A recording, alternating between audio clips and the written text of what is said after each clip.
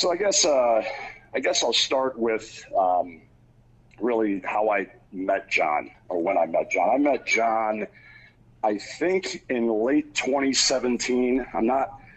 It was either late 2017 or the beginning of 2016. Gotcha.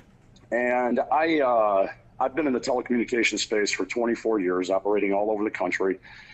And myself and a private equity group bought a contracting company called Technology Solutions. And Technology Solutions had a couple offices in New York, one in Brooklyn and one in Queens.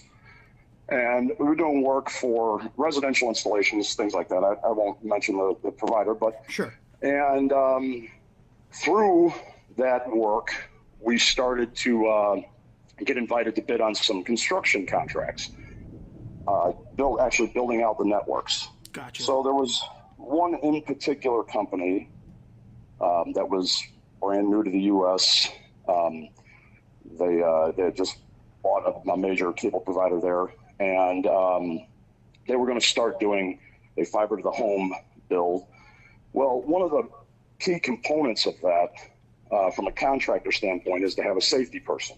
Okay. I had all of the other positions that I needed, and I was the CEO of this company, and I sat on the board. And so anyway, I started looking for a safety manager, director. I think he said in the video he was a safety director. I couldn't tell you one way or the other. It's been so long ago, but anyway, he was actually the third guy that was approached. The first two guys, I know he insinuates in that meeting that I came to him and asked him. That's not how that happened. I mentioned, not to interrupt you, I apologize, but I just mentioned to the viewers the exact episode. So I recommend people listening, you go listen to that first, and then you could hear, sure. The reality of the situation from Mr. Fenton directly. Absolutely, yes. I would encourage everybody to do that. And it just gives a little context to this guy, Yep. So, but anyway, so I spoke to two other people, and the ranges of salary that they wanted, they were just outside of the budget for that position.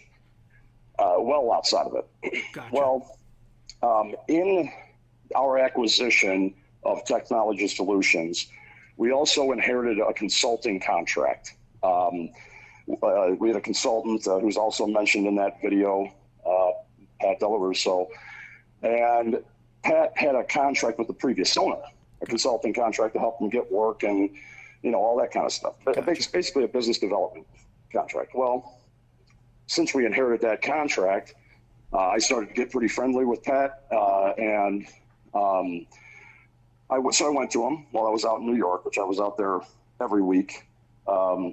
And I asked him, I said, listen, I'm running out of luck here finding a safety guy, but I have to get one in place before we put our numbers together for this major construction project.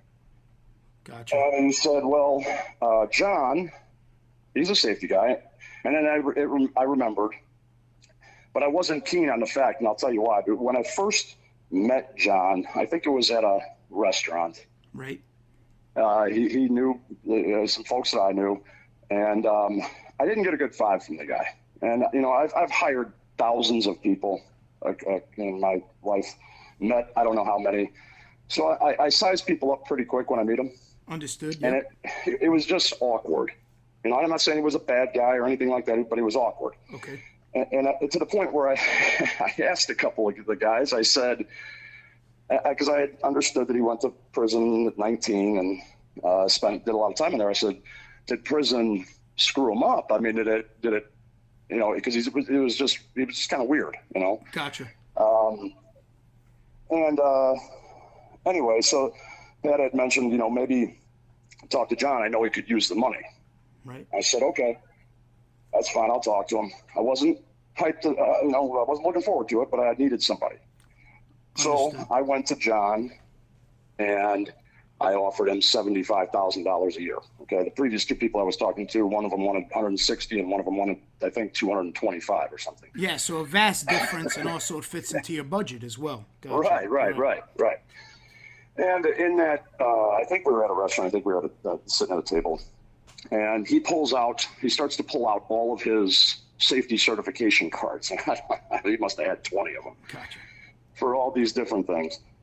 And I said, well, a lot of that doesn't apply. I said, and he mentions in this video that when I first, quote unquote, came to him, that we had a conversation that I told him I would pay for any of his certification renewals. Well, that's not true because,